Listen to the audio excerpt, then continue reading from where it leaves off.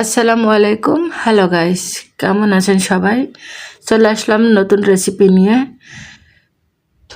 এটা হবে ফালুদা। আমি প্রথমে সাবুটা সিদ্ধ করে নিব, তারপরে 3 ভাগের 2 ভাগ যখন সিদ্ধ হয়ে আসবে তখন আমি নুডলসটা অ্যাড করব, সঙ্গে একই সঙ্গে সিদ্ধ করে নিব। নিয়ে আমি এটা ঠান্ডা পানিতে ধুয়ে নিব। আমার সাবুটা সিদ্ধ হয়ে গেছে, এবার আমি দুধ গরম বসায় দিয়েছি। আমি দুধটা গরম করব, এর ভিতরে চিনি দিব। আমি আমার স্বাদ অনুযায়ী চিনি দিব, আপনারা যদি বেশি খান বেশি দিতে পারেন। আমি এখানে হাফ কেজি দুধ নিয়েছি, তার ভিতরে দেখতেই পাচ্ছেন দুধ নাড়া চামচ দিয়ে আমি 1 চামচের মতন চিনি দিয়েছি। তারপর দিব পাউডার দুধ।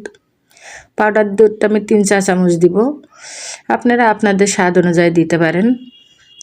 আমার দুধটা ফুটে উঠেছে, এবার আমি ওই নুডলস আর সাবুদানা আমি সুন্দর করে ঠান্ডা পানিতে ধুয়ে নিয়েছি।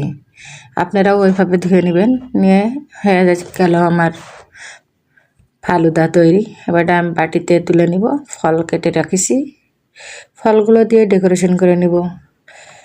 হয়ে গেল আজকের মতন ফালুদা তৈরি। আমার বাচ্চা খেয়ে বলবে কেমন হয়েছে।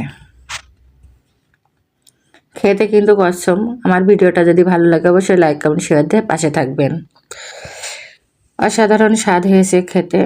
আসলে বাসায় বানিয়ে আপনারা ট্রাই করে দেখেন, খেতে অনেক মজা। তবে আমার